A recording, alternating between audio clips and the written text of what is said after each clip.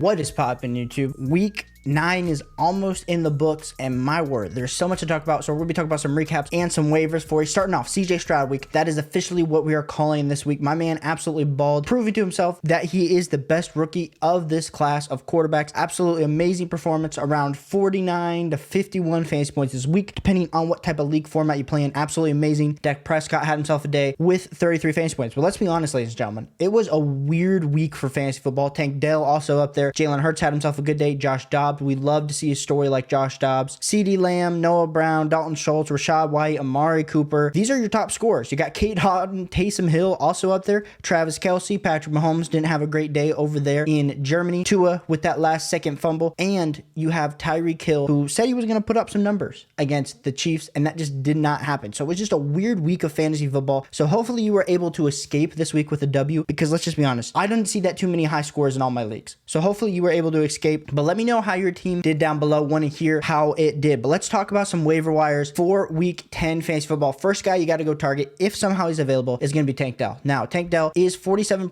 rostered across leagues. There's a good chance that you might be in that 60% percentile to go get Tank Dell, because right now in the rest of season rankings before this week, we had Tank Dell somewhere between the wide receiver 38 to wide receiver 42. Now, after we just saw this absolutely electric game from Tank Dell, he's going to pretty much get up into like our wide receiver 30 range, which is going to be exciting. He looked like the top target. And the thing is, Nico Collins did look good. I will give you that. Nico Collins did look good. But Tank Dell seems to be the top target. 6 receptions, 114 yards, 2 total touchdowns, 11 targets. My man was a target machine. Go get Tank Dell if he's not already available. Second guy on waivers that you need to go target is Keaton Mitchell for the Baltimore Ravens. If you watch my Beat the Breakout stash videos that we put out each and every Saturday, we talked about Keaton Mitchell from like week 3 to week 5 in every stinking video. And there were so many of you that were like, come on, Caleb, like Gus Edwards, there's a chance that they bring in someone else. Justice Hill's looking good. Well, Keaton Mitchell, I knew he was going to be the most explosive running back in this backfield. And did he have the juice? 138 yards, 1 touchdown, 15.3 yards per carry. He had that 60-yard run. Amazing. And the thing that I think was so amazing about this performance, he had only 10 total touches for 138 yards. So if going forward they can get Keaton Mitchell even this kind of involvement, if even a little bit more, if he earned a little bit more of the work. Yes, Gus Edwards is still going to be the RB1 in this Baltimore Ravens offense, but I did like to see the juice that Keaton Mitchell showed. I think there's a chance that Keaton Mitchell can pass up Justice Hill on the depth chart. My next player that you need to be thinking about adding is JSN. JSN has slowly been starting to pick it up. A lot of people were a little bit worried when Jordan Addison broke out, when Tank Dell was breaking out, when we're seeing these running backs have decent days. But the wide receiver that was highly respected, highly drafted was JSN, and he didn't produce the first 3 or 4 weeks of the season. Now, if we look at what he just did today, 12.3 fantasy points, that is by no means going to win you a fantasy football day. But if we look, he's had now double-digit fantasy points in the last 3 weeks. This week, 6 receptions on 7 targets, 63 yards. If you're playing in PPR, JSN is definitely someone that you have to consider, because JSN each and every week is improving his snap share. And yes, we haven't had that full-out breakout game when we're talking that 20 to 25 fantasy point day, but I think we're on the verge of a JSN breakout day. So definitely go see if you can add some JSN, because DK Metcalf coming off of injury, Tyler Lockett just seems like he can't get involved as much, and we need to really start seeing Jonnu Smith start to play better to feel better about any of these options. But I do like some JSN here if you need a flyer. My next guy is going to be Josh Dobbs. Shout out to Josh Dobbs, absolutely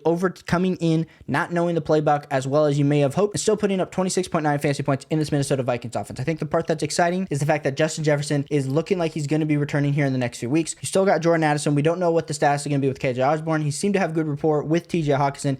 The running backs, Alexander Madison, had a good volume day. So I think it's exciting for me if I have a weapon in the Minnesota Vikings offense, because Josh Dobbs definitely looks like a capable quarterback. But it was even better story. So especially in these next few weeks in the buys, if you need some sort of quarterback to help hold you over, if you're really desperate and there's not a ton of good options on your waiver wire, Josh Dobbs, only 30% rostered in leagues. He's a winner, and he rushes the ball a ton. So if you need that Konami code type quarterback, 26.9 fantasy points is what Josh Dobbs put up this week. Next guy we're going to be talking about on the waiver wire is our man Pop Douglas, Demario Douglas, if you guys don't know what his nickname is. The thing is with Demario Douglas this week, 10.5 fantasy points. Now, he didn't score a touchdown, so we had some bets in the live stream if he was going to score a touchdown, what was going to happen. But 7 targets for 5 receptions, 55 yards. Looks great. With Devontae Parker out with concussion, Kendrick Bourne out for the season, we got Douglas looking to step into a larger role over the next coming weeks. They need to throw the ball to someone, and this is the thing. If anyone can tap into the potential, the ascending type player that we would like to look at in this Bill Belichick New England Patriots offense, it's going to be Demario Douglas. So go look at some Demario Douglas, where next week he's going up against the Indianapolis Colts. So it's going to be a pretty good matchup where they are 27th against wide receivers. So go get some some Demario Douglas. This next guy we're going to be talking about is Jonnu Smith, and I have not put Jonnu Smith in a waiver wire video because there's just been this hope that Kyle Pitts was finally going to step up. And at this point, we got to understand, Arthur Smith likes Tyler Algier. He likes Jonnu Smith. He likes these guys that are just the grinders. And when you draft all these guys in the first round, like Kyle Pitts, Bijan Robinson, I am a little bit perplexed on why you wouldn't be using these guys, but that's not my decision. I don't get paid the big bucks for this. I just get the big bucks. I just get paid the small pennies to throw stones. And so the thing that I'm going to say with Jonnu Smith, 21 fantasy points.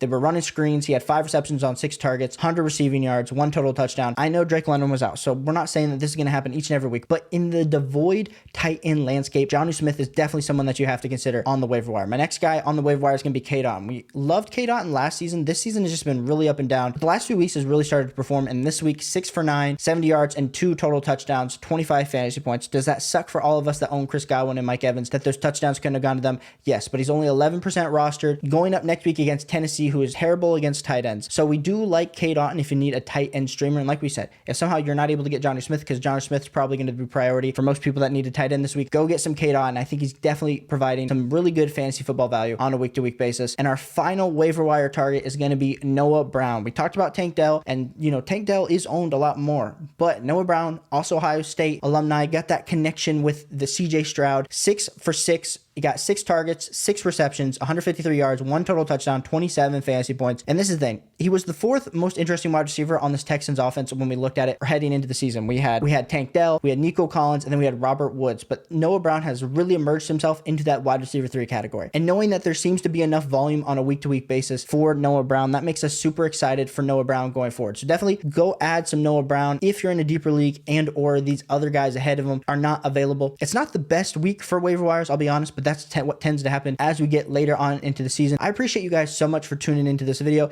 Hit that like button, hit that subscribe button if you haven't already, and I'll catch you on the next one. Peace.